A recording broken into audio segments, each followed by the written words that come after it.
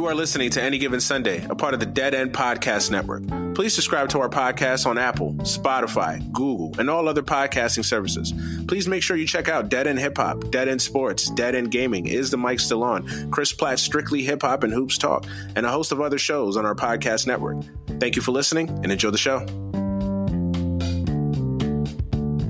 For Sunday, May 5th, 2019. This is Any Given Sunday. I'm your host, Manny Brown. What's up, everybody? Happy Cinco de Mayo. Hopefully you guys are having a happy, safe, blessed week, enjoying the weekend, not wilding out too much, hopefully. Hopefully you guys are staying safe out there, enjoying the festivities. I know a lot of people like to go out and drink and have fun and do different things on Cinco de Mayo, especially when it's on the weekend. So hopefully you guys are being safe in all of your activities, enjoying the weather. I know the weather here is great, so hopefully it's great around the country. How you guys doing? It's a special episode. Decided to do a different episode this week than normal. Kind of covered, just kind of one singular topic this week. Not kind of, just one, a couple of things or just kind of a current events type of thing. More so a singular topic. And we'll do that from time to time here on the show when it warrants it. Some weekends, some weeks we'll just do a singular show on a singular topic. Much like last week, although last week we got into the draft and then we got into Endgame. So it was kind of two topics mostly, but, mixed in with some NBA playoffs. But, last year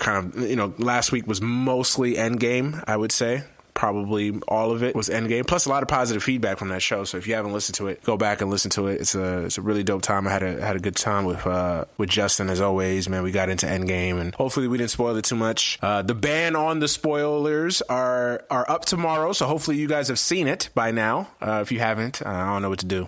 We're gonna talk about it on social media, so. I guess you just stay off social media, which is it's not a bad thing. It's not a bad thing to have a moratorium on social media use. Maybe it's a good time to take a break. But so the ban is over tomorrow, according to the Russo brothers. So if you have not seen it by now, then I don't know what to tell you. So no, but I think we had a good time. I think we had a good episode, a lot of positive feedbacks from that show. So check it out. This week's show, we're going to talk about the latest 30 for 30. We're going to review that for a second here.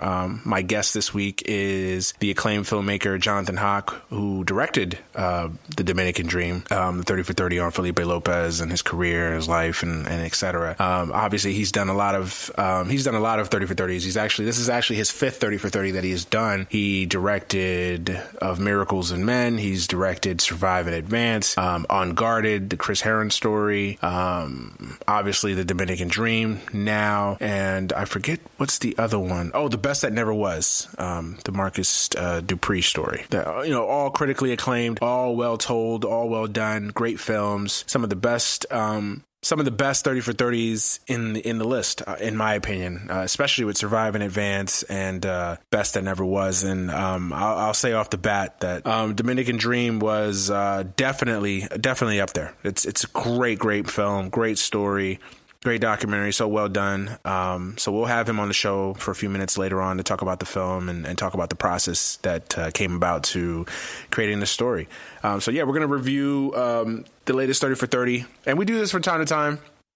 We review 30 for 30s. I know I did it a lot on the old show. So it's something that I'm going to definitely carry over now into Any Given Sunday, is just reviewing 30 for 30s and especially 30 for 30s that are big. Because some 30 for 30s tend to vary as far as in greatness and also the importance and relevance of the story. And I think that this one is important. It's relevant to not just sports, but what's going on right now in our society with immigration and immigration being a hot button, topic and issue. It seems like almost daily. So I think it warrants an episode. It warrants us talking about it. It warrants us spending some time on this story. And then Felipe Lopez himself, the man, the career, the athlete. I think it warrants some time to discuss this and discuss his impact. Not only did he have on Washington Heights, but the Dominican people in this country, Dominican Republic in general, the impact that he continues to still have. So I think it warrants this. So I think we're going to definitely talk about it and get into it. First and foremost, I guess general thoughts on the film. Like I said, I thought it was great. I thought it was well done. 2 hours, doesn't drag. Not a lot of parts where it didn't feel like there was stuff that was just thrown in there or things that didn't need to be added. I thought it flowed well. It moved well. It was paced well. It told a great story. Really kind of told the story of Felipe from when he was born, his upbringings, his time in the Dominican Republic growing up to making the move to the U.S. and then just talking about the basketball part of his life. And so I thought it flowed very, very well. The movie didn't drag at all. And a lot of times, sometimes when you have with these 30 for 30s, that sometimes they tend to drag a little bit. They're part, it's weird because some of them tend to be too short, especially the ones that you really like. Sometimes they're kind of too short. And then there's other ones that you feel like, man, I like it, but it's kind of long in some parts. They probably could have, they could have taken out some pieces here and there. But I thought this one was well done. I don't think I didn't see a part of the film that I thought, okay, maybe it dragged for too long or they added too much or we didn't need to see that. This could have been an extra. I liked everything about the film. I really did. And it's interesting because the film, it kind of has two dual themes. The first theme is obviously Felipe Lopez, the man, his career, his life, the things that he continues to do, the stuttering here, but the story of success, failure, and redemption in a lot of ways. So it has that kind of theme. And then of course it has, the underlying theme is, immigration and the immigration process and the story of immigration through the lens of the Dominican people, which is a story that isn't told much, quite honestly, in our country. So I thought that was very, very interesting. It was very fascinating to kind of have those two dual storylines going on at the same time. And again, I loved it. I loved the film. Well done. I got a lot of great interviews. Alex Rodriguez was in it. Fran Fraschilla was in it. Chauncey Billups was in it. I'm trying to think about who else was in the film of note. Obviously he had some, college teammates, high school teammates. His family was in it. His mother was great. I thought she added a lot to it. His mother was great. His sister was great. His brother added a lot. I'm trying to think who else was in the film. I can't remember anybody off the top of my head, but I had a lot of good guests. I guess that would be my one nitpick on the film, that I would have wanted to see a little bit more of a little bit, some other folks like, obviously you're doing a lot of the story takes place in college basketball. So I would have liked to see maybe Dickie V in it a little bit more. Obviously Jay Billis, people that, were personalities, college basketball personalities, talking heads, etc. And as it goes, sometimes, who knows, maybe their schedules didn't line up or they just didn't want to be a part of the film or whatever happened. So it's a slight nitpick, nothing major. I mean, the film was great without them. I just, that probably be my one observation. It didn't have as many of the major college basketball names that you would have thought. Maybe an interview with Coach K or anybody that recruited him. Somebody of that nature, but overall, I mean, it was great. It was fine. Like I said, Stephen A. Smith was in it. A lot of people were in it. So it made up for it. Alex Rodriguez, I thought was great in it. I was really surprised A-Rod added a lot to it, and you could tell. And I know a lot of times with A-Rod, it's kind of hard to tell because, you never know what's put on or what's for the camera with Alex Rodriguez. But no, it really seemed like he idolized this kid. Like it was, this kid had a profound impact on Alex Rodriguez, and it showed in the film. And I thought that was very cool. So yeah, I thought it had a lot of great guests in it. I thought it had a good narrative to it. Like I said, it flowed well. It was paced well. It didn't feel like it was long at times. I don't think I saw anything that I felt like needed to be cut or could have been just, filler or anything like that. So that was great. The direction was great. The questions, the interviews, the guests added a lot to the show or to the 2 hours.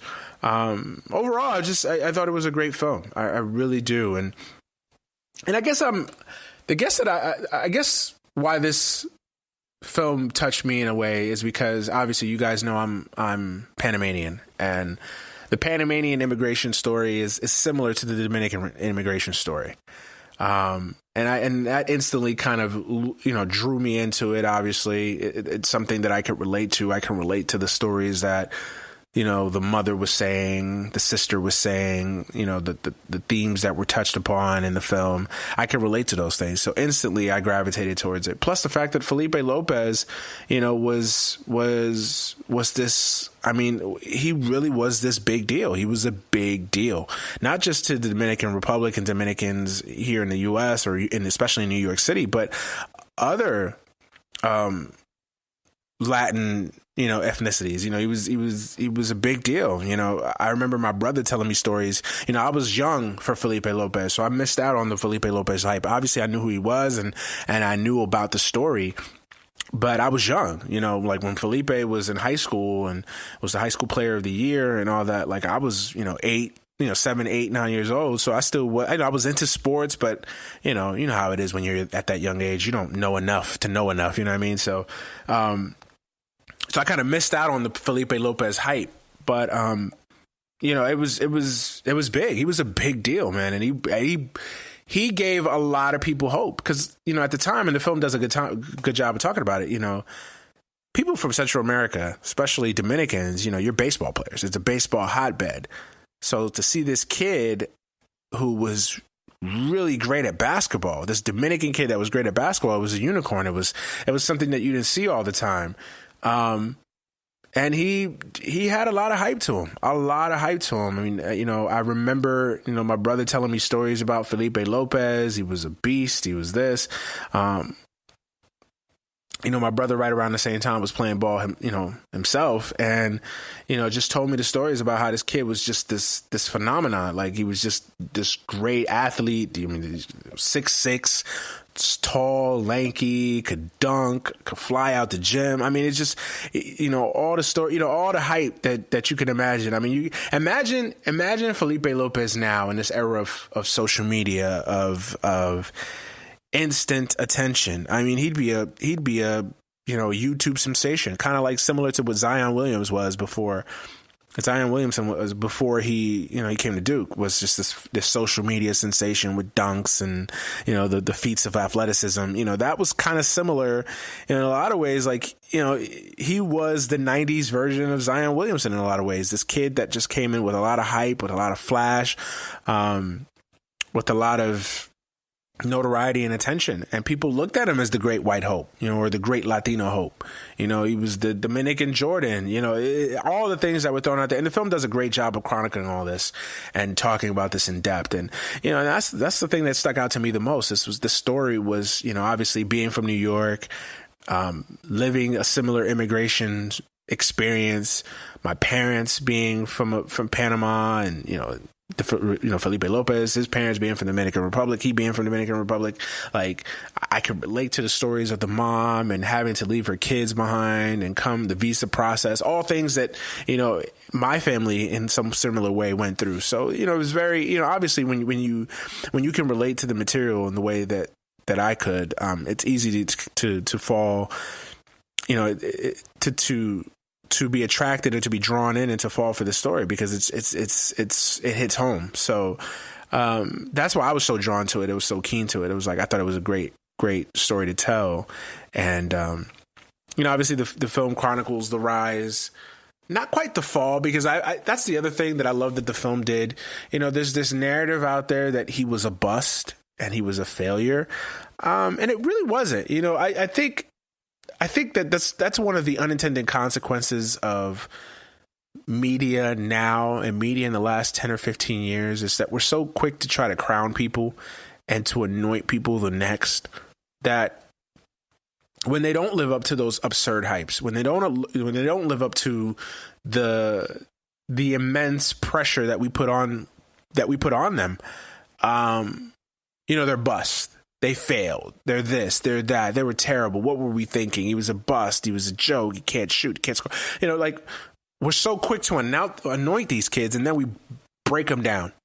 And that's always the tough part. And, I think there's this narrative that has been going around for the last 10, 15 years that Felipe Lopez was a bust, or that he was, wasn't as good as advertised. And the film does a really good job of saying that that's not the case, that while he may not have lived up to the absurd hypes that were given to him, because it wasn't no fault of his own. Like, it wasn't like he was out here saying, yo, call me the next Jordan, call me this, call me that. He wasn't doing that. That was given to him. The media gave him that. The media made him the spectacle that he was. Obviously the fact that he was talented and he was great, and all the political and the racial aspects of it made him this bigger, this larger than life figure. The media hyped it up just as much as anybody else. So the film does a great job of talking about that, talking about how the media kind of builds these kids up and then breaks them down when they don't live up to these absurd hypes. And it's true. He didn't live up to that hype, but he was a very good, obviously he was a tremendous high school basketball player. Was a legend, one of the great high school basketball players of his generation. So he had a great deal of success in high school, and in college. He had a good college career. You listen to some people talk, and you would think that Felipe Lopez was just terrible in college, and he wasn't. He was not bad in college. He had a very good career in college. He wasn't the savior of the program. And the problem with St. John's are more deeply rooted than just Felipe Lopez. St. John's has been in a state of flux for almost close to 25 years, almost 30 years, since Carnesecca retired. St. John's has been, a wasteland in a lot of ways. They've hired and fired coaches left and right. They haven't been able to figure out who they're going to be, what they're going to be. Obviously, within that, the Big East itself has gone through a reshuffle and its own turmoil. So he came to St. John's as the savior, and it was unfair. It was unfair pressure to put on a high school kid, especially a kid like Felipe Lopez, comes from a different country, doesn't understand. He probably didn't understand everything that was involved with being a part of St. John's and being a part of that culture and being a part of that program, which is so deeply rooted in New York City tradition. St. John's, when St. John's is great, it's beloved in the city. So to having to come to St. John's and be the savior, that was a lot of pressure, and he was never going to live up to that. No one can live up to those incredible. Only a select few can ever live up to those insane potential, and this was that insane hyperbole that gets thrown out there. So the film does a great job of chronicling that. And I thought that was one of my favorite parts of the film, was just talking about the perceived nature of his fall, that he wasn't as good as advertised. And I guess if you're looking at it from was he the Dominican Jordan? No. Was he this next great superstar? No. But he was a very good player. He had a good college career, and I was surprised, because even myself, and that's the fascinating part when you watch these 30 for 30s, that you watch them and, even stories that you think you knew, you learn a lot about, because you listen to different perspectives, obviously 20, 30 years after the fact, different perspectives, different voices, stories that you had never heard about. And one of the things that I didn't realize was that how much he was a better NBA player than I think people gave him credit for. I think in the film it chronicles, his last couple years with Minnesota, how he was really starting to come on, and he wasn't going to be an all-star, but he was a very good, serviceable, productive player. Had he not gotten hurt, who knows? He'd be one of those guys that plays in the league for 10, 12, 13 years, finds a career, finds a niche, and plays in the league for a long time. And it's unfortunate that he got hurt. Because he was a better NBA. I looked at his numbers, and he was a better pro than I think people give him credit for. There's this notion that he was just this absolute bust, and he wasn't. But again, if you're comparing it to the insane hype that he came in with, obviously he didn't live up to that.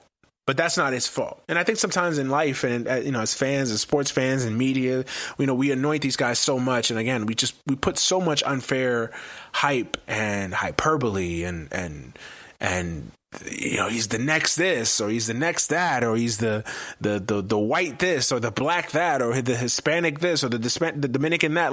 We just put so much crazy stuff out there that these kids it's impossible for these kids to live through. And it's funny, because it kind of reminds me now of what Zion Williams is going through. Why Zion Williams has gone through. I keep calling him Zion Williams for some reason. I don't know. Zion Williamson. I should know this. He went to Duke.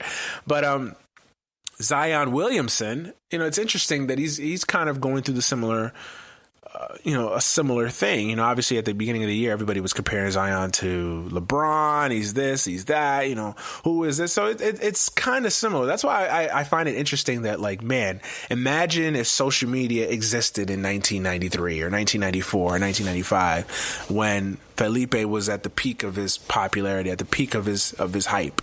The hype would be incredible. He'd probably have YouTube videos now up, with dunks and highlights and things of that nature. So, it's crazy. It's interesting. Another small nitpick, I wish that with the NBA, and it probably did. It probably just, a lot of times with these films, it's like anything. There's a strong, vigorous editing process, and they have to get these films ready for TV. So they have to fit in under 90 to 2 hours, 90 minutes to almost 2 hours. So a lot of things are going to get cut, and I'm sure that they probably go in depth more with the NBA stuff. I would have liked to see them talk more about the NBA. Maybe have a couple of NBA guests on there, quotes from his former teammates. Like I said, it had Chauncey Billups on there. I would have liked to see maybe KG on the show. Again, small nitpicks. It didn't make or break the film for me.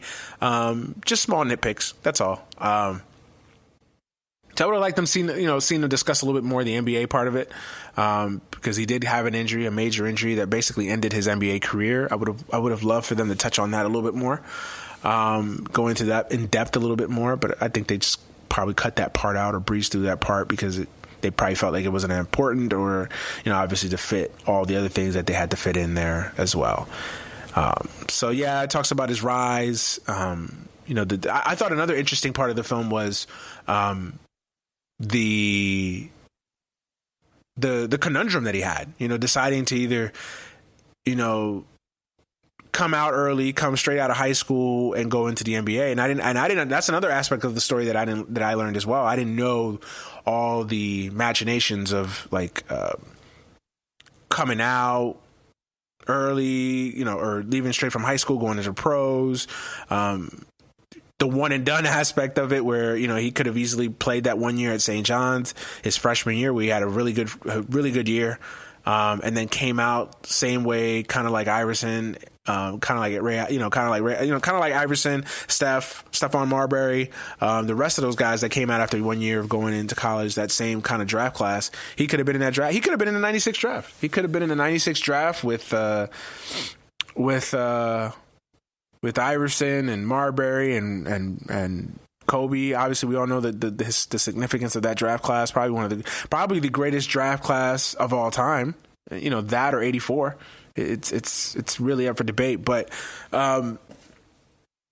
just that aspect of the story, I found was very, very, very interesting. I love that part of the story. I love that. I love there was a genuine kind of a struggle with him. Like, he thought about it. And I love the fact that, he decided to stay. He decided, that his mom, I love that he, in the interview, he talks about how, I wasn't going to make that decision on my own. Like, I wasn't going to surpass my mom and my dad and my sisters. Like, this was a big decision, not just for me, but for my family. Like, so I love that aspect of it. And it rings true to today's news. Obviously one of the big hot topic issues in sports is the one and done rule. And, how do you feel about it? And I've kind of come around to it. Like, I used to hate one and dones. Like, I used to hate it. I thought it ruined the sport, and it has ruined college basketball. It's hurt the game a lot over the last couple of years, but I've come around to understanding, like, these kids have money to make. They have careers, and who am I to sit there and say they shouldn't come out at this age, or they shouldn't come out straight from high school? If you're 18 years old and you could go fight a war,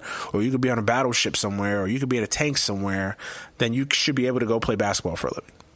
So I get it, I understand it, but I just thought that part of the story was, something that it's in the news in today's world too. The constant struggle that these kids go through to decide, whether to stay or go. Because I think some of us kind of feel like, oh, these kids they come into college and that's it. They know they're leaving. And yes, some of them, the majority of them, know that they're going to be one and dones. But there's some that legitimately enjoy the college experience, want to go to college, want to pursue a degree, want to go out there and stay 3-4 years.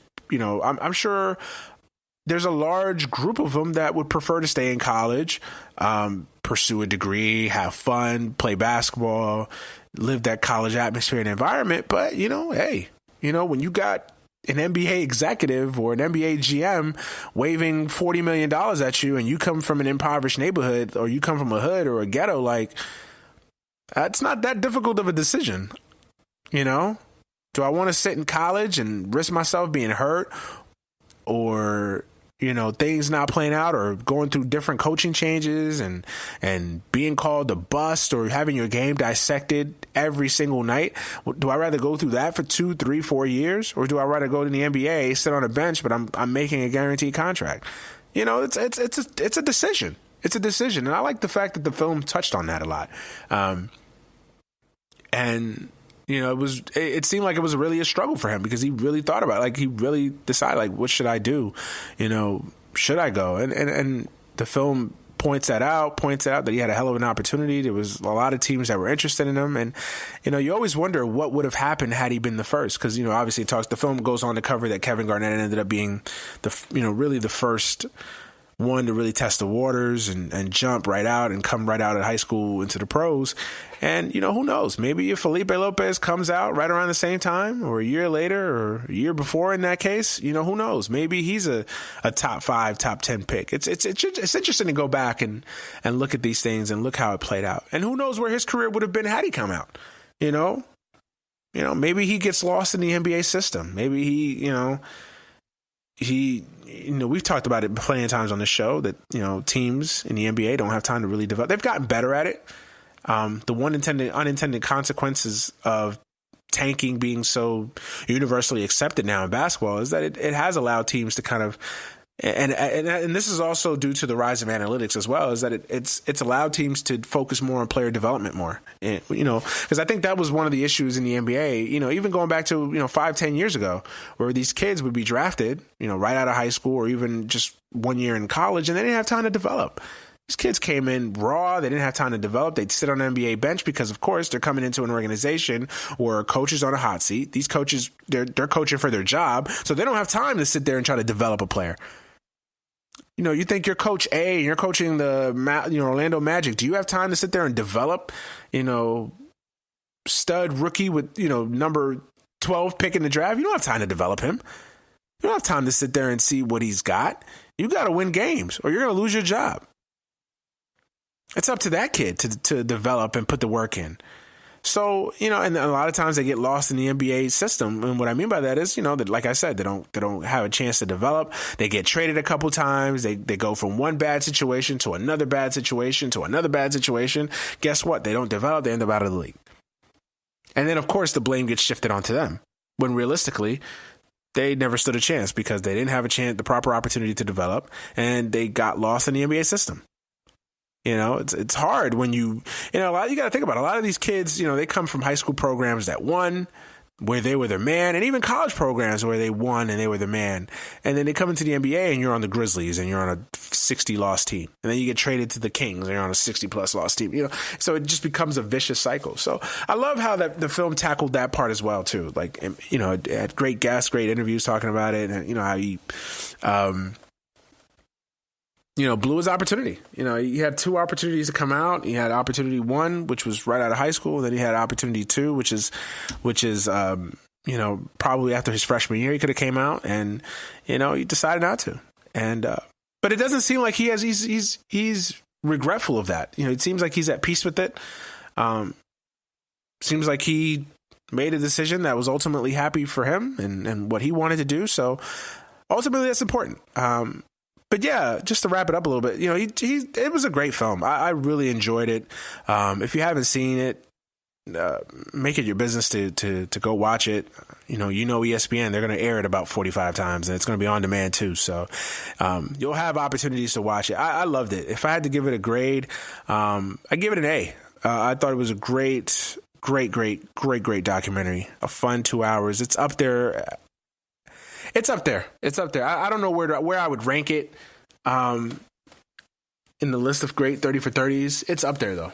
I think it's up there. Obviously, it's up there with OJ, Made in America. It's up there with the Evander Holyfield Tyson 30 for 30. It's up there with Survive and Advance. It's up there with Pony XS. We all know the great 30 for 30s. It's up there. It's definitely up there. We could come back and have another show with the lists and rankings of my favorite. I mean, we might do that actually. But it's one of the great 30 for 30s you're going to watch, man. It's a fantastic movie, fantastic documentary, interesting figure, Felipe Lopez, and go out of your way to see it. It's really dope. Felipe Lopez looks like he's happy. He's enjoying a wonderful life. He's giving back to his community in the Dominican Republic. The film pays a lot of attention to that, focuses a lot of time on that. His work now, he works for the NBA Cares program. Goes back, builds basketball courts, provides the kids with supplies to play basketball. As you guys know, Dominican Republic is a very poor nation. So every little bit helps. And that's big, man. That's big. It's a wonderful show. So you guys definitely make it your business to go check it out, for real. But we're going to take a quick break, and then after the break, we'll be back with my guest for this week, Jonathan Hock, who is the director of The Dominican Dream. So stay tuned for that. We'll be back after this.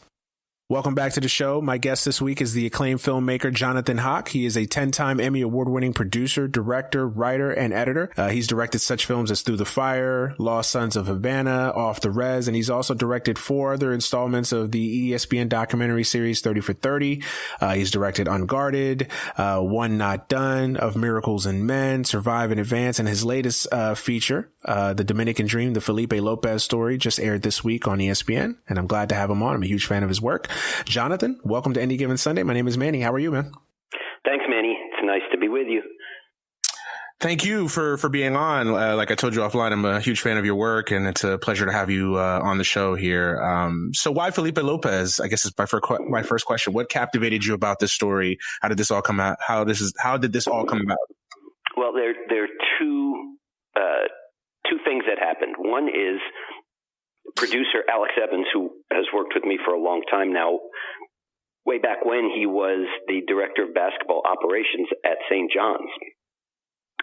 So he lived the Felipe mania firsthand, and he's had been after me for years to tell the story. And I had been living in Philadelphia at the time, and so I was aware of Felipe, but wasn't part of Felipe mania the way Alex was, and I knew it was quite a phenomenon, but I didn't really understand it from the inside. And then so we, every so often he'd bring it up and we'd talk about it. And then one day last year he brought it up, and I said, wait a minute, what if instead of just telling the basketball story, we used Felipe as a way into the immigrant story, specifically the Dominican immigration wave. 400,000 Dominicans came to the U.S., mostly New York, in the 60s, 70s, 80s, into the 90s. But so specifically and uniquely Dominican, but also a universal immigrant story. And that came from my great-grandparents coming over with my grandmother being an infant, 6 months old. In 1906, they came over from Eastern Europe and settled in the South Bronx, a block and a half from where Felipe's family settled when they came to New York. 80 years apart, but awesome. The same neighborhood and in many ways the same experience. So, my great-grandfather sold newspapers on the street down by City Hall in New York to, help support his family. And now his great-grandchildren and his great-grandchildren are, doctors and lawyers and engineers and musicians Amazing. And filmmakers. Wow. And I felt that Felipe and his family were very much part of that same American story. And so that was the inspiration.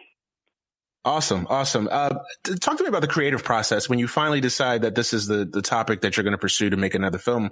Talk to me about the creative process. Do you come into it with kind of your own? I know you mentioned that you hadn't quite lived the Felipe Mania story in real time, but talk to me about that process when you decide, okay, this is the film that I'm going to pursue. What is everything that encompasses the creative process of making this film? Who do you want to talk to? Who do you want to reach out? How do you want to tell this story? Talk to me about that a little bit. Well, it's a messy and very imprecise project. You're guided by your gut as much as your brain. Fortunately, in my case, my gut is bigger than my brain, so it's a better muscle for me to use. The process is, for me, is building a mountain of information, whether it's newspaper, magazine articles, archival footage,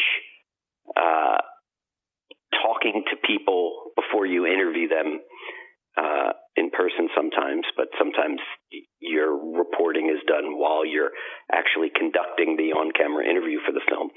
But I bury myself in a mountain of information and assets, archival footage. You decide, you sort of feel what matters, and clearly Felipe's life in the DR, where he spends half his time more or less these days, is very important. So we had to go to the DR and film with him. We knew that. And then you discover things along the way. And the best, for me, the best way to approach this process is to be wide open and let everything in.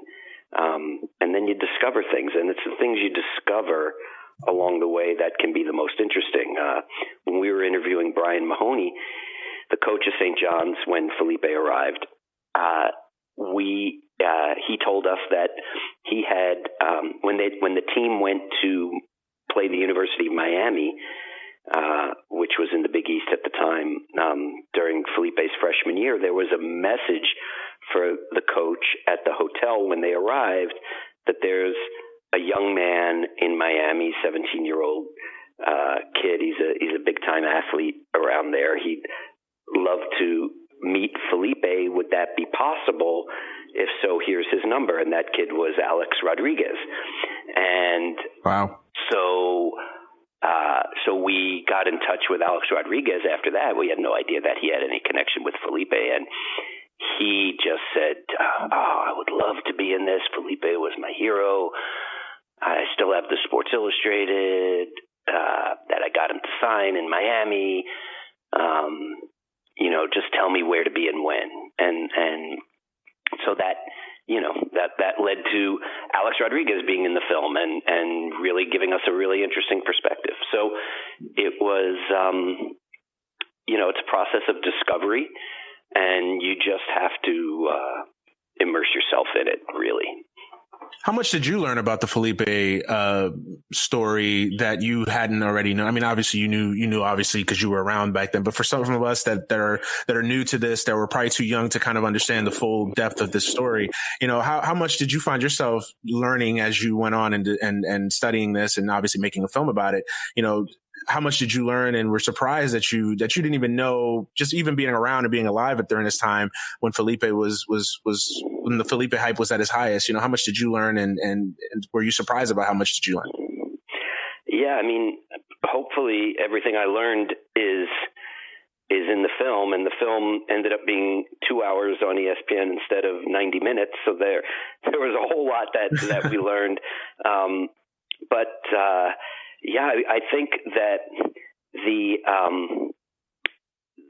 things that were most impressive that I learned were just the intensity of the scrutiny of him, the celebration of him when he was playing great in high school, and then the crucifixion of him. That's not an improper word to use, but allow me my it's okay. hyperbole.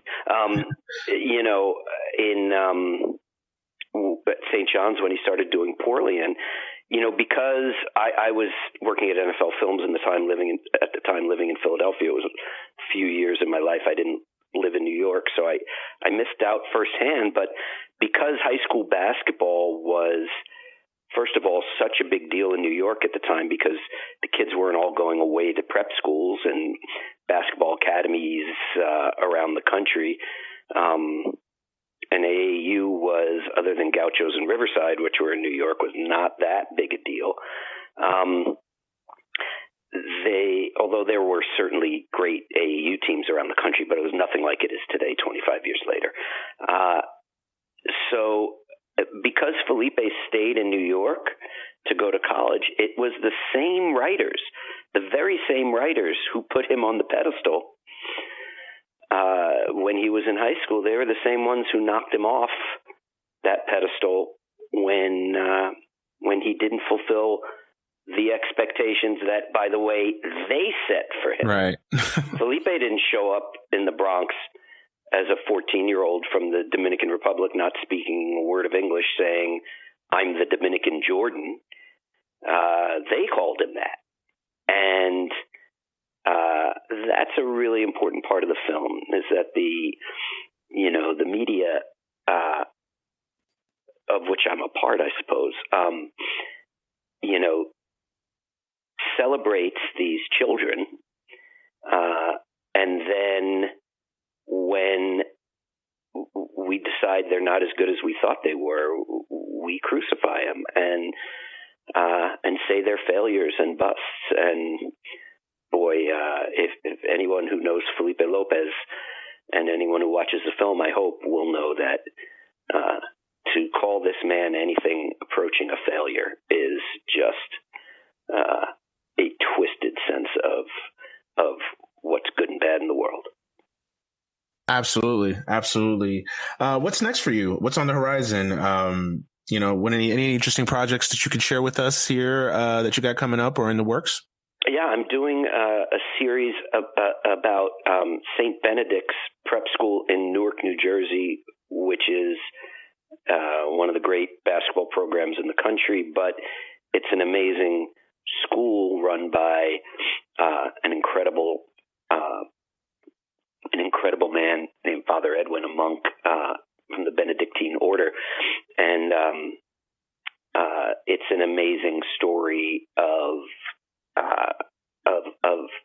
expectations, but from the other side, when you're expected to uphold a certain standard of humanity, and then you're helped get there, and the basketball program being a part of that for certain kids in that school. That's going to be on a new format called Quibi, which is going to be launched next winter. It's supposed to be the handheld Netflix. It's short content, 7 to 10 minutes,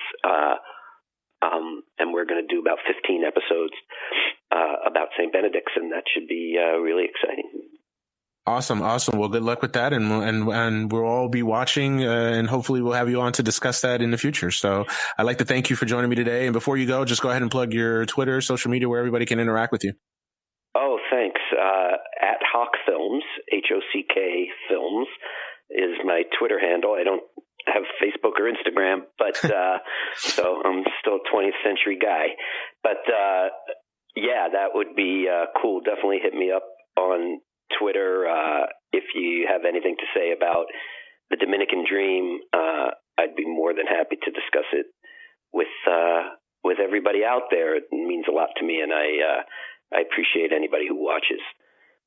Well, we're all watching, and we're all waiting in anticipation for the next project. Like I said, a huge fan of your work, and keep on churning them out, man. We really appreciate it. Manny, thanks so much. It's really nice to be with you, and I really appreciate it. Thank you. All right, welcome back to the show. I'd like to thank Jonathan for being my guest this week on the podcast. Make sure you follow him on Twitter at Hock Films, at Hock Films. This guy's amazing, man. He does a lot of great work. He's directed so many great films. Some of the best 30 for 30s on the list, for sure. So definitely check him out. Follow him on Twitter. He's very active on Twitter as well. He engages a lot of his fans, a lot of people that, just want to reach out to him, ask him questions, or just, tell him how great his films are, or just to talk about the films. He's very receptive to that. So yeah, just make sure you go follow him on Twitter at Hock Films. That's it for me today. Light show, quick show. I figured we give you guys a shorter show than normal because of how long the show last week was. That show last week was almost 3 hours. A lot of people was like, damn, 3 hours, really? But I mean, we had so much to cover, obviously, with the draft. The draft itself is one episode, and the Endgame is a whole nother show into itself. So, long show, but, positive feedbacks nonetheless, even with the length, it was positive feedbacks throughout the show. So I figured, with a 3 hour show last week, I figured I'd give you guys something a little lighter this week. Not keep you guys, bored so long, especially for 3 hours. So figured we knock some time off our normal show and just provide you guys with a shorter show than usual. But, yeah, nothing much to talk about in any other sport. The NBA playoffs are what they are. The Warriors somehow found a way to blow a game yesterday that they had no business winning, but then they ended up having a lead late, almost won the game, should have probably won the game. Then they ended up losing in overtime. I wouldn't be too worried about it. I think the Warriors eventually will figure out a way to win that series. I just don't think the Rockets are that good. The Rockets are one-dimensional. They're not that good. They'll play hard. I think they'll come out next game and they'll play hard, but I think the Warriors are going to be pissed off. I think the Warriors know that they let a game slip away. They had a great opportunity to sweep the Rockets and they blew it. So, I still think Warriors in 5. So nothing has changed there to make me think or stray away from that pick.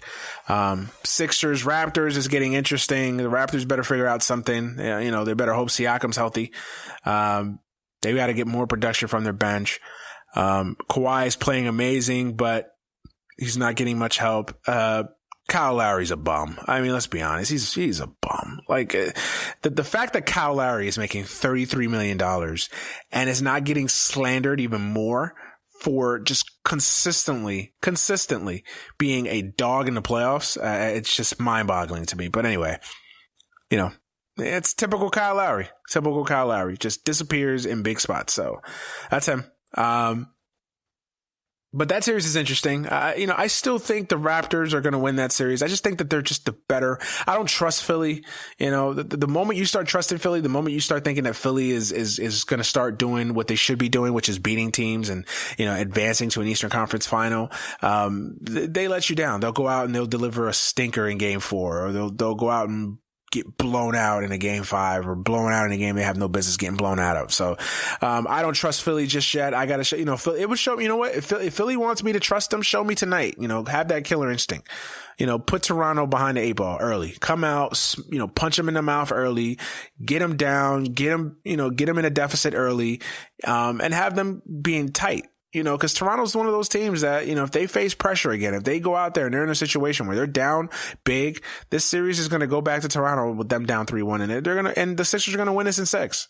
So let me see the Sixers come out tonight, not mess around, not play around, put a beat down on Toronto early and, assert your dominance and come out there ready to take a commanding lead in this series. Let me see Philly do that. That would go a long way in showing me a lot about Philly.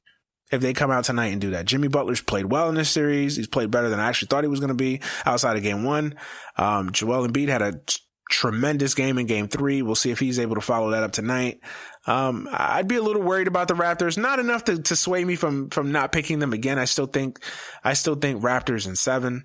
I just think that I think that when they're firing on all cylinders, and clearly they're not right now, but when they're firing on all cylinders, I still think they have a better team, a cohesive team than Philly. Philly has more talent, and usually talent reigns supreme in the NBA, but I don't trust Philly. So I'm going to go with Toronto still, but I'll tell you what, I will say this though. If, Toronto loses tonight, they're not winning this series. That's for sure. So, as far as Boston, Milwaukee, it's been a weird series. It's a weird series because obviously Boston came out, blew them out in game 1. Then Milwaukee, wasn't playing that great for much of game 2, then came out in the third quarter and just completely just manhandled Boston.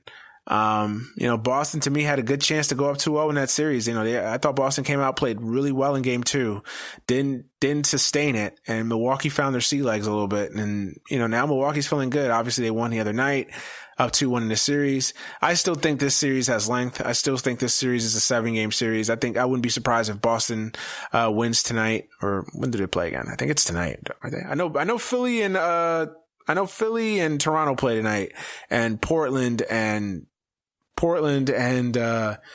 Denver is tonight. So I think it's tomorrow. I think game 4 is tomorrow. So, I should know that. My bad. But I think Portland is tomorrow. So, or I should say, Boston and Milwaukee game 4 is tomorrow. So it's going to be interesting. I still think they're going to win. I still think they're going to win this series in 7. I still think they're going to win tomorrow and push this series. And this is going to go back to Boston 2-2. I'm not as worried about Boston as I am about Toronto, just because I think Boston, they've got too much talent. They'll figure it out.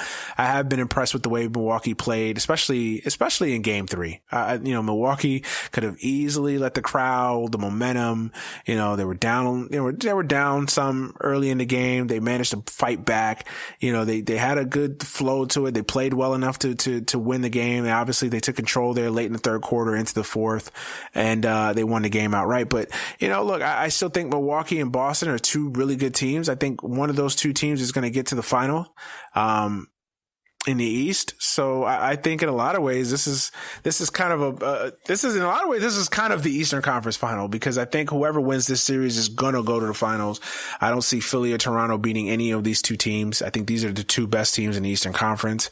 So I think this is clearly a 7-gamer. Tonight is the most important. Tonight's the swing game of the series. I think if Milwaukee wins this tonight, then the series is over in 5. I don't see Milwaukee winning tonight. I think Boston's gonna find a way to win tonight. I really do. I think they're gonna figure it out.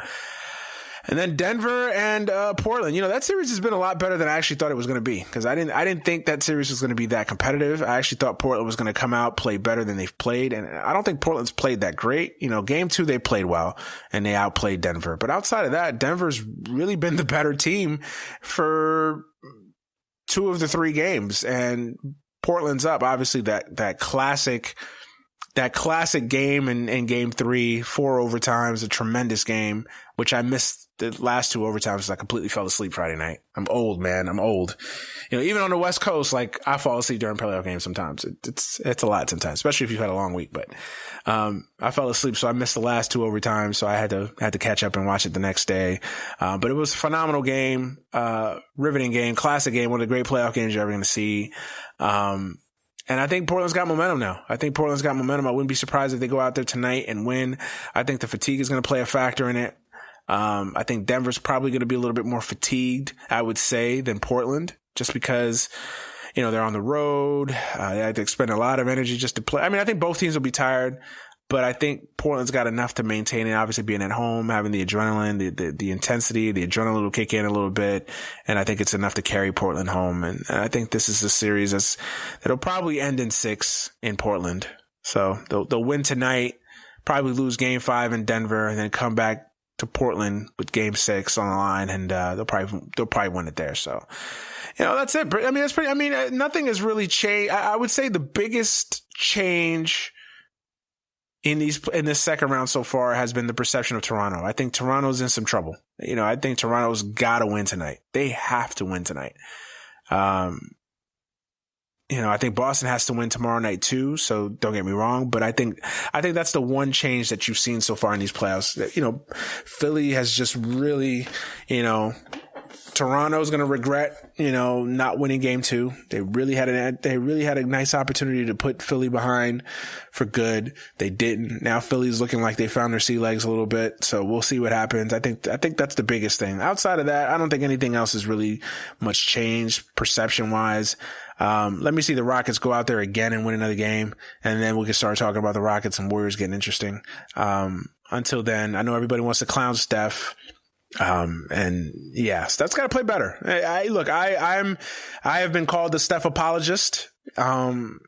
I can't make excuses for that. He's got to play better. He's played terribly. He's played lousy. I know he's been battling a little bit of a ankle injury, but that's not an excuse. You know, you got to go out there and play better. You got to give your team a better effort. And he blew, you know, and that game last night, that came down to him blowing basically two layups. I mean, that was a 4-point swing essentially. You know, he blew the first layup was just wide open. I mean, that was egregious. And then the dunk, of course, that basically put him on Shackton Fool for life. You got to play better than that. And look, I expect him to come out next game and play better. I think he knows it. I think he knows that. He's the former 2-time MVP. He's the leader of that team. I think he's going to come out. He's going to play better in game 4. Will that be enough? We'll see. But, you know, I'm not as confident on the Rockets. I know some people are going to try to say, oh, the Rockets, you know, they're back in the series. I'm not there yet. I'm just not impressed with the Rockets. You know, the Rockets are just this one-dimensional team. They have no plan B. They have no adjustments. They're going to play the way that they're going to play. That's it. The Rockets play one way and one way only. They're going to shoot a lot of threes, or they're going to give the ball to James Harden in isolation sets and let him either create for others or just step back and shoot a three. That's essentially what they are. They don't deviate from that. They don't adjust from that. They don't do it. So that's the Rockets. So I haven't seen enough from the Rockets that makes me think that they're going to challenge the Warriors. I just don't think they're built to beat the Warriors. I really don't. So now watch it this time next week and the Warriors get ousted in 6 games. You know, crazier things have happened, but, yeah, I just think the Warriors are going to win. I just think the Warriors are better. I just do. So, but I'm done blabbering. Here I was saying I was going to give you all a quick episode and I still blabbered on for another 10 minutes. But yeah, man, that's it for me today. As always, thank you for listening. Thank you for subscribing to the podcast. Without you guys, the listeners, there is no show. So thank you from the bottom of my heart. As always, you can subscribe to the show anywhere, iTunes, SoundCloud. I shouldn't say SoundCloud anymore. iTunes, Stitcher, Spotify, anywhere where you can find podcasts. Follow us on social media. At AGS Pod on Twitter, at AGS Podcast on Instagram, on Facebook, Any Given Sunday. Become a member of the AGS Nation, of course. Follow me on Twitter, at DManuel Brown, on Instagram, at DManuel Brown, and on Snapchat, MannyBro15. Hopefully you guys have a happy, safe, blessed week. We'll be back next week with another episode of the podcast. Until then, I am Manny Brown, and I'm signing out. Peace. Serious sound.